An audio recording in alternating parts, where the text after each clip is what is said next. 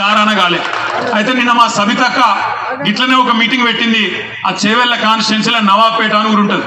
ఆడ ధర్నా పెట్టింది సబితక్క పోయి ధర్నాలో కూర్చొని రుణమాఫీ అయ్యిందా కాలేదా అని అడిగితే ఎదురుగా ఒక రైతు లేచిండట. లేచి అక్క అయిపోతుంది అక్క అన్నాడట. ఎప్పటికీ అయిపోతుంది తమ్మి అంటే ఫిబ్రవరి 31 వరకు ఖచ్చితంగా చేస్తాడక్క రేవంత్ రెడ్డి అన్నాడట. ఫిబ్రవరిలో 31 రోజులు ఉంటాయి. మీరు ఆ మాయకులు ఉన్నారు కొడంగల్ బాగా.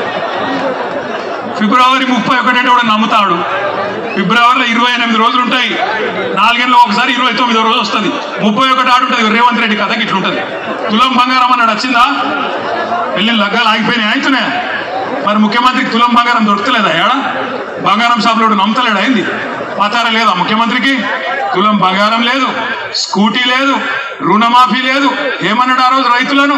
కేసీఆర్ బిచ్చం వేసినట్టు 10,000 ఇస్తుండు, నేను 15,000 ఇస్తా అన్నాడు.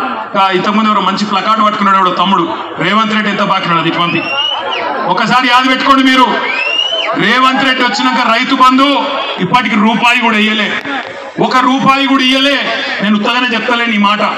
ఎందుకంటే ఆనాడు సరిగ్గా ఎలక్షన్లకు ముందు కేసీఆర్ గారు ముఖ్యమంత్రిగా ఉన్నప్పుడు ఆనాడు మీరు యాద్ చేసుకోండి ఒక్కసారి.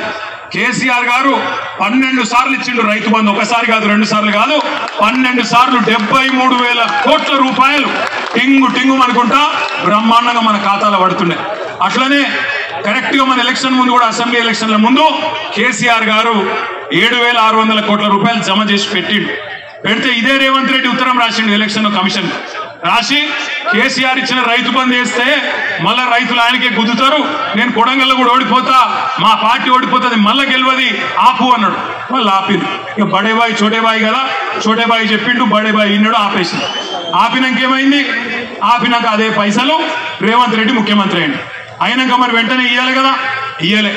4 నెలలు ఆ పైసలు కేసీఆర్ ప్రభుత్వం దాపెట్టిన పైసలు 4 నెలలు సతాయించి ఎప్పుడు ఇచ్చిండు? మళ్ళా పార్లమెంట్ ఎలక్షన్లప్పుడు ఒకప్పుడు ఓట్లు డబ్బల పడాలి కాబట్టి నోట్లు మీ అకౌంట్లో వేసిండు. అది కూడా ఏంది? పాత పైసలే.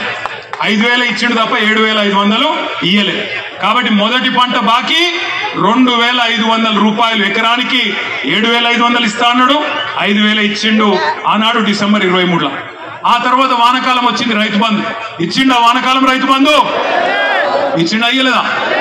ఇయ్యలేదు, ఎగ్గొట్టిండు. మరి అది బాకీ ఉన్నాడు కదా, ఎకరానికి 7,500 అది కూడా బాకీ ఉన్నాడు. 7,500 పాత బాకీ, 2,500, 10,000 బాకీ. మళ్ళీ ఇప్పుడు మళ్ళీ పంట వచ్చింది, మళ్ళీ నాట్లేసే టైం వచ్చింది. ఇప్పుడు ఎంత ఇవ్వాలి? మళ్ళీ ఇప్పుడు మళ్ళీ 7,500 ఎకరానికి ఇవ్వాలి.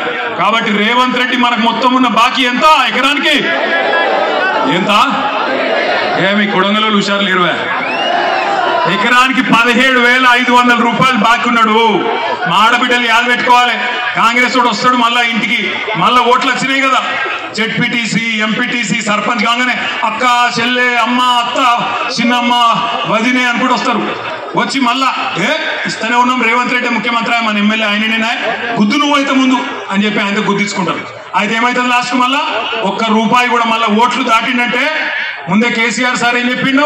రైతు బంధుకు రామ్ అవుతుంది అని చెప్పిండా లేదా? కాంగ్రెస్ గవర్నమెంట్ వస్తే రైతు బంధుకు రామ్ అవుతుంది అన్నాడా? అయినట్టే ఈయన మళ్ళా ఓట్ల గండం దాటిండంటే రైతు బంధు మర్చిపోతాడు, పొరపాటున కూడా రైతు బంధు వేయడు. అందుకే దయచేసి దండం పెట్టి చెప్తున్నా, ఒక్కొక్క ఎకరానికి రేవంత్ రెడ్డి ప్రభుత్వం ఒక్కొక్క రైతుకు బాకీ ఉన్నది 17,500 రూపాయలు. ఏదో పెద్ద మేలు చేసినట్టు 15,000 ఇస్తా అని చెప్పినోడు ఇప్పుడు నేను 12,000 ఇస్తా అని చెప్పి మోసం చేస్తాను. మరి దాన్ని ఆమోదిద్దామా? 15,000 కాదు 12,000 సరిపోతుందా? 15,000 ఇస్తానని చెప్పి ఓట్లు వేయించుకున్నాడు 12,000 చేస్తే మోసం కాదా? చీటింగ్ కేసు పెట్టద్దా? ఇప్పుడు నరేంద్ర అన్ననేమో జైలుకు పోయా 40 రోజులు. కానీ ఒకటి యాద పెట్టుకోండి, నరేంద్ర అన్ననేమో జైలుకు పోయింది రైతుల కోసం, రైతుల భూములు కాపాడప్పుడు. కంది రైతులు కొంతమంది కలిసింది, అన్న కేసీఆర్ సార్ ఉన్నప్పుడు కందులు ఎప్పటికప్పుడు కొంటుండే, మరి ఇప్పుడు మా జిల్లాల ఈ రోజు వరకు 4-5 కూడా పెట్టలే కందుల కొనుగోలు కేంద్రాలు. అందులో కూడా మళ్ళీ రేషన్ పెడుతున్నారు, 3 క్వింటాలే కొంటామంటున్నారు. చాలా తప్పన్నా చెప్పన్నా రైతులకు అన్నాడు.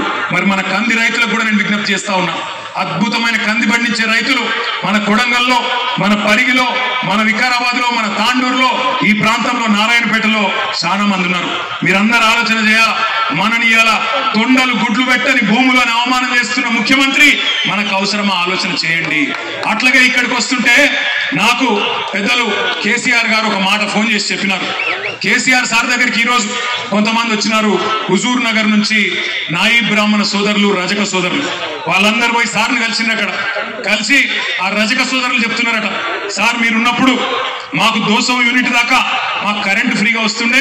ఇవాళ రాష్ట్ర వ్యాప్తంగా ఇటు దోబీలు కావచ్చు, రజక సోదరులు కావచ్చు, అటు నాయి బ్రాహ్మణ సోదరులు, మంగళ సోదరులు కావచ్చు, మా అందరికి మళ్ళా బిల్లులు ఇస్తున్నాడు రేవంత్ రెడ్డి ప్రభుత్వం. సంవత్సరం బకాయి అంతా కూడా కట్టుమంటున్నాడు. ఒక్కొక్కరు 40,000 కట్టాలంటుండు. యాడికెళ్ళి కట్టాలి సార్ అని చెప్పి వాళ్ళు అడుగుతా ఉన్నారు. ఉత్తమ్ కుమార్ రెడ్డి గారు మంత్రి, ఆయన